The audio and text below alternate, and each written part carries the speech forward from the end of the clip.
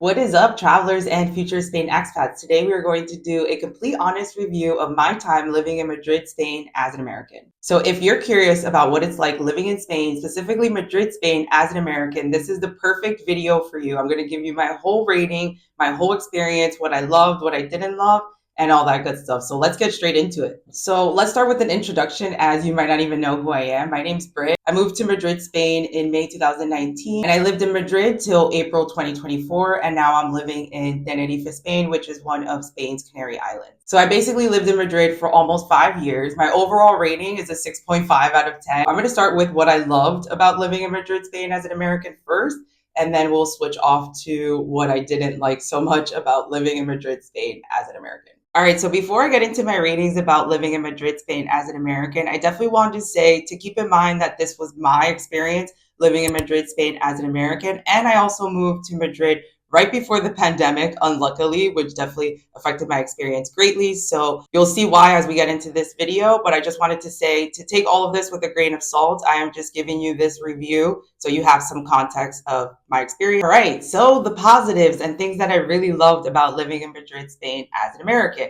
And the first one definitely has to be the entertainment and the access to so many different things. So to start off with, if you're a foodie and you live in Madrid, you have access to over 14,000 restaurants, which is definitely a foodie's dream. And that was something that I absolutely loved about living in Madrid.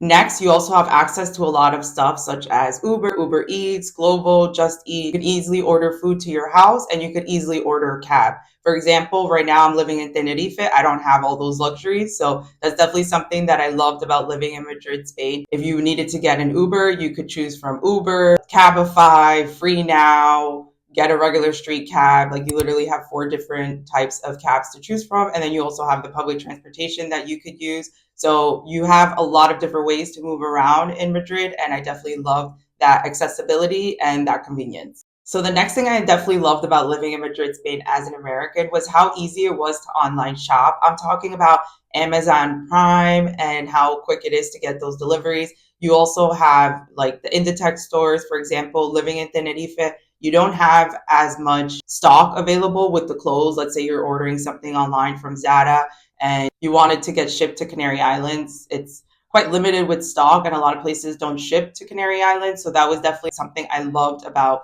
living in Madrid, Spain, how easy it was to online shop and how quick you would also get things. Another thing I absolutely loved about living in Madrid, Spain as an American was how easy it was to travel. Living in Madrid, you're literally in the center of Spain, so you can easily take the Renfe, which is Spain's train, to travel to another part of Spain, i.e. the north. So you can easily go to the north of Spain. You can easily go to Barcelona. It's 2 hours. You can easily hop around. You can easily go on a flight to Madrid. Living in Tenerife, Spain, I've definitely learned and seen myself firsthand that it is not that easy to travel because here you don't have a lot of direct flights, unfortunately, to other European travel destinations. So I usually do have a layover going anywhere. Another thing I loved about living in Madrid, Spain as an American was definitely the access to culture and the affordability of that. So, for example, you have access to so many museums, so many different cultural experiences, and they're all pretty affordable if they're not free. You have the free museum hours. There's some days where things are even completely free, and I think that's super convenient and definitely really nice and convenient on your wallet.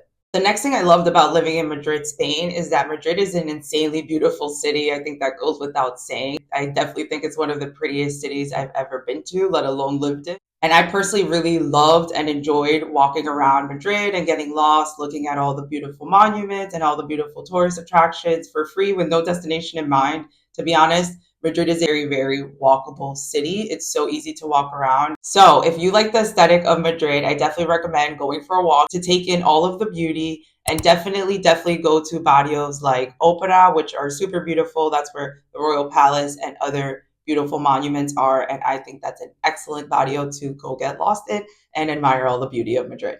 The next thing that I loved about living in Madrid, Spain as an American was definitely the access to so many different activities. You have ceramics, you have sport groups, you have hiking groups, you have networking.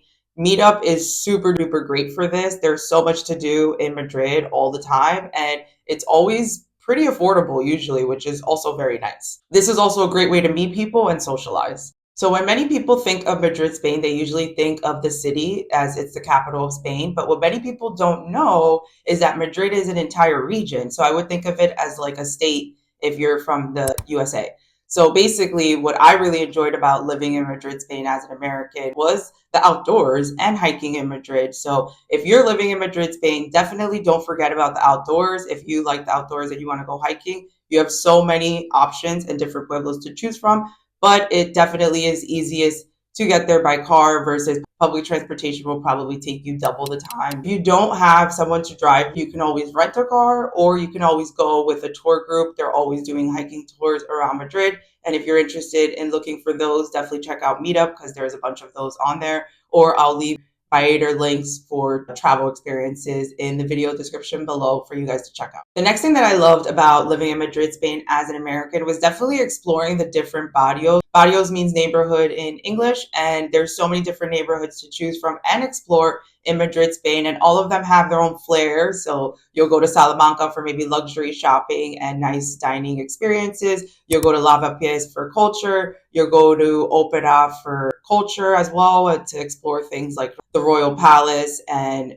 the Royal Opera. That's very stunning as well. So if you're looking for places and things to do, I definitely recommend going and exploring the barrios of Madrid. So one thing that I personally loved about these barrios was exploring the unique boutiques in them. There's so many great boutique shopping to do in these barrios, and it's a great way to get unique pieces that you won't find in other stores such as Zara and Bershka. And it'll also make you a little bit more unique because you'll have unique pieces that not everybody else has.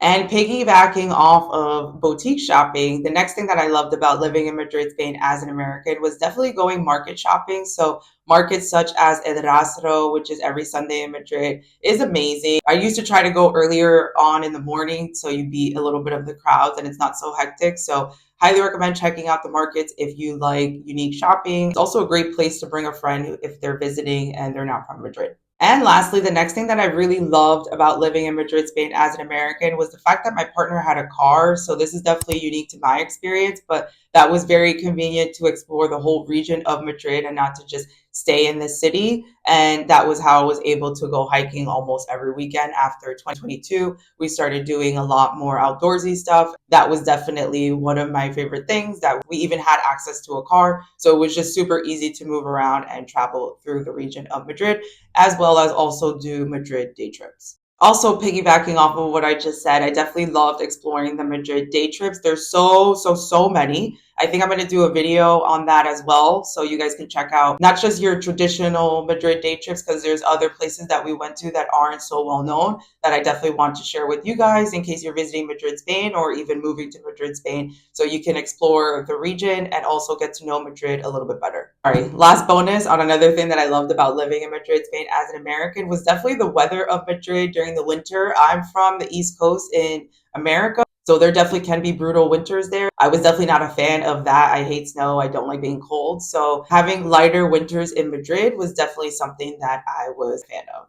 All right, so those were the positives. And now we're going to get into the negatives and the things that I didn't like so much about living in Madrid, Spain as an American. So I moved to Madrid, Spain in May 2019. And by February 2020, we were already talking about this worldwide COVID pandemic. So I was super confused slash scared slash I wasn't really sure what to do. Sometimes I really question if I should have really stayed in Spain during the pandemic because it was so strict and it was so traumatic, in other words. But basically, for those of you who don't know, during COVID, Spain was very strict. I actually felt like I was experiencing jail in my apartment. You couldn't go outside to go for a walk. You couldn't get fresh air unless you were going to a supermarket or going to a pharmacy. And then after that, at one point, it got so strict where you would go to the supermarket and leave the supermarket and police were checking your receipts to make sure you were even having an actual excuse to go to the supermarket. So for example, if you went to the supermarket and bought beer and only beer, they were fining people like that. I think those fines have been forgiven, but while the pandemic was actually happening, that was so hard. There was a lot of uncertainty, to summarize. So I state the whole thing about the pandemic first because that drastically affected my experience. And the next thing that I'm going to say is pretty much going to piggyback off of the whole pandemic. So it literally took me 2 years to get my resident card. I started the process December 2018 and I didn't get the resident card in my hand till August 2020. So that's literally almost a year and 8 months to be exact. That's a bit ridiculous. That usually doesn't take that long. So basically, during the pandemic, all of these offices closed. It was insanely competitive to get an appointment. You had to like go on Extranjeria website to get an appointment, and you had to like literally go at the time when they would release appointments. So let's say they released appointments at 12 o'clock. You had to be on the computer at 12 o'clock on the dot to try to press the button to get an appointment. It was very stressful. So that was super stressful. It honestly seemed like I was never going to get it. Another thing I didn't enjoy about living in Madrid, Spain as an American was that the pandemic affected my social life so much. So if you're American and you move to Spain, you'll realize that a lot of people move to Spain for quality of life, cheaper living, easier access to travel within Europe, but very rarely an American is going to move to Spain for better job opportunities. That's just not how it works. Unfortunately, the salaries in Spain are quite low. So what you'll notice as an American expat living in Spain is that a lot of people tend to move to Madrid for a short time. The salaries just aren't that high. So that definitely affects a lot of people's careers and job opportunities. And a lot of people want to save and have money to socialize. And sometimes with salary in Madrid, you might not be able to do all of that as well as live on your own. So due to the already original transient nature of expat relationships within Madrid, the pandemic definitely accelerated that. And it was like by a million that people were coming and going. Obviously, it was such an uncertain time for everyone around the world. So a lot of people were moving to Madrid and then seeing how strict things were and realizing it was not for them. They were going to maybe move back at another time or go somewhere else. So I definitely saw a lot of that. I made some friends in 2019, but they left. They went back to their home country. They said they were going to come back to Madrid at another time. And then 2020 rolled around. That was very socialist, I would say. 2020 was definitely a very hard year socializing. And then 21 rolled around and I did make some friends. They stayed there for 2 years and that was really cool. And the end of 2023, I wasn't really sure what I was going to do with Madrid. I was pretty much over it. I wanted somewhere new. I felt like I needed to turn the page just because this pandemic thing was really eating my brain. And I was like, I don't want to live here. It's just reminding me of this whole pandemic and the whole trauma of it. And I felt like I needed to move on with my life. And moving on definitely meant leaving Madrid, in other words. All right. And so the last thing that I didn't like about living in Madrid, Spain as an American was that I did not live in the city center. So it was basically a commute to go into the city center and do anything. That is not a vibe. And it's quite tricky to meet up thinking that you're not going to meet up in the city center. Everybody wants to meet up in the city center. So that definitely affected my social life as well.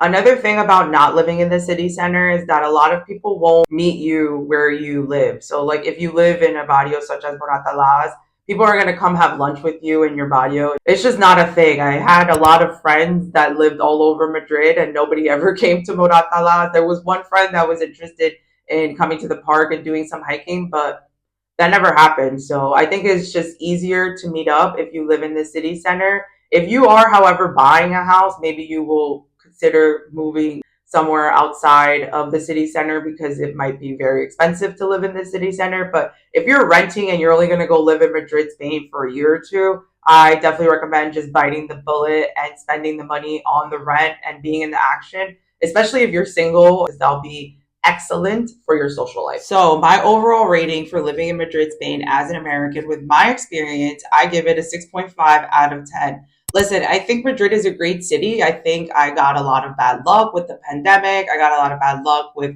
not really knowing geographically where to live in Madrid. I didn't know that living so far from the city center that would affect my social life so much. So these are things to also keep in mind. I'm sure you will have a very different experience living in Madrid, Spain as an American. But I personally didn't think Madrid, Spain was a right fit for me anymore. I personally would rather wake up and be able to go access a beach than go able to go access a cafe in the city center of Madrid. That's just my preference. Maybe you're different. Everybody has their own preference, which is totally fine. If you are thinking about living in Madrid, Spain as an American, I would definitely recommend for you to think about what's important for you before you move. So I would think about where do you want to be in the city? where do you see yourself enjoying restaurants and cafes? Where do you see yourself socializing? And maybe you'll want to be in that neighborhood. There's a lot of meetup groups, WhatsApp groups, Facebook groups to meet people and socialize. So that's really good. So I hope after watching this video and listening to my review, you can see that living in Madrid, Spain as an American was definitely a mixed experience. It wasn't all bad. Like I said before, there were some things that I really loved about living in Madrid, Spain. Definitely don't regret my time there. It just wasn't the experience that I was expecting it to be. But lo and behold, we live and we learn, and we shall thrive and continue. So thank you so much for watching. I hope this video gave you context. You learned something new. If you did like it, please make sure to give it a thumbs up, share it with a friend, and subscribe for more, because in the next video, I'm explaining why I even moved to Spain. So make sure you stay tuned for that.